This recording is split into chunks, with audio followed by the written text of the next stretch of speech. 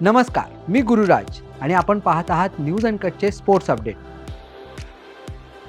ICC champions ट्रॉफीच्या 40 दिवसांआधी Bangladesh cricket टीमला धक्का पोहोचलाय. बांगलादेशच्या दिग्गज फलंदाजाने निवृत्तीचा निर्णय घेतलाय.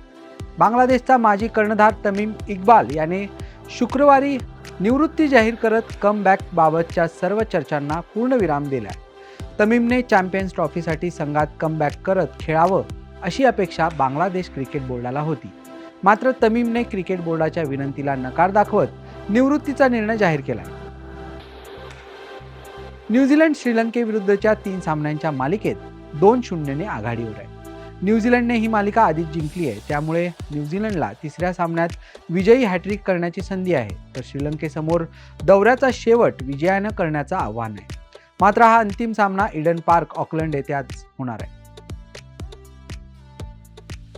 वुमन्स टीम इंडियाने स्मृती मंधाना हिच्या नेतृत्वात विजयी सुरुवात केली आहे. टीम इंडियाने आयर्लंडवर 6 विकेट्सने मात करत विजयी सलामी दिली. आयर्लंडने टीम इंडियाला विजयासाठी 239 धावांचं आव्हान दिलं होतं. मात्र टीम इंडियाने हे आव्हान 34.3 ओव्हरमध्ये 4 विकेट्स गमावून पूर्ण केलंय आणि टीम इंडियाने या विजयासह 3 सामन्यांच्या मालिकेत 1-0 अशी आघाडी घेतली.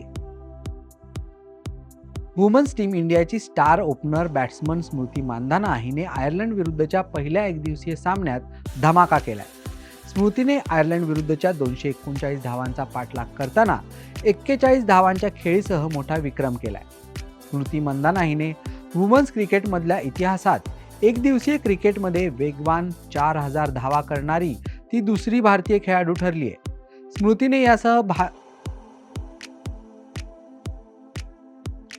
चॅम्पियन्स ट्रॉफीबाबत पाकिस्तानातील केंद्रांचे नूतनीकरण संथगतीने सुरू असल्याने आंतरराष्ट्रीय क्रिकेट परिषद चिंतित असून आगामी चॅम्पियन्स करंडक एकदिवसीय स्पर्धा पाकिस्तान बाहेर खेळवण्याचा विचार ते करत असल्याची चर्चा आहे. मात्र पाकिस्तानातील स्टेडियमबाबत उभे करण्यात आलेले चित्र हे योग्य नसून चॅम्पियन्स करंडकाची तयारी प्रगतीपथावर असल्याची ग्वाही पाकिस्तान क्रिकेट मंडळाकडून आज देण्यात आली. टोकियो ऑलिम्पिकमध्ये देशाला सुवर्णपदक मिळवून देत नीरज चोप्राने भारताचा झेंडा अटकेपार रोवला.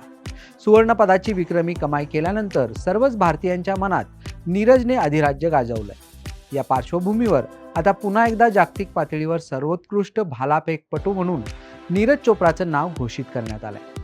एका अमेरिकन मासिकात दिलेल्या माहितीनुसार 2024 मध्ये पुरुष ॲथलीट स्पर्धेतील सर्वोत्कृष्ट भालाफेकपटू म्हणून नीरजचं नाव घोषित करण्यात आलंय.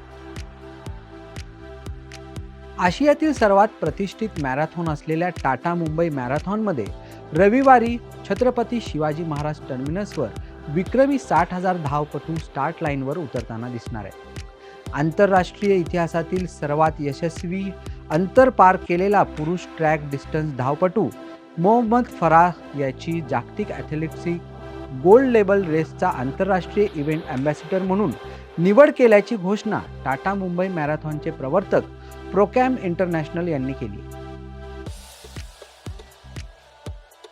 बॉर्डर गावस्कर ट्रॉफीमध्ये 1-3 असा पराभव झाल्यानंतर आणि वर्ल्ड टेस्ट चॅम्पियनशिपच्या फायनल शर्यतीतून बाहेर पडल्यानंतर वरिष्ठ खेळाडू आणि प्रशिक्षक गौतम गंभीर यांच्या भूमिकेवर प्रश्नचिन्ह निर्माण झालंय. आज मुंबईतील BCCIच्या मुख्यालयात आढावा बैठक होणार असून त्यात श्रीलंकेतील एकदिवसीय मालिकेतील पराभव, न्यूझीलंडकडून मायदेशात 0-3 असा क्लीन स्वीप आणि बॉर्डर गावस्कर ट्रॉफीतील पराभवाची कारणे विचारात घेतली जाणार आहेत. या बैठकीला BCCIचे अध्यक्ष रॉजर बिन्नी, उपाध्यक्ष राजीव शुक्ला, अंतरिम सचिव देवजीत सैकिया, प्रशिक्षक गौतम गंभीर आणि मुख्य निवडकर्ता अजित आगरकर उपस्थित राहणार आहेत. वेळ झाली या बातमीसह स्पोर्ट्स अपडेटमध्ये इथेच थांबायची. पाहत रहा न्यूज अनकट.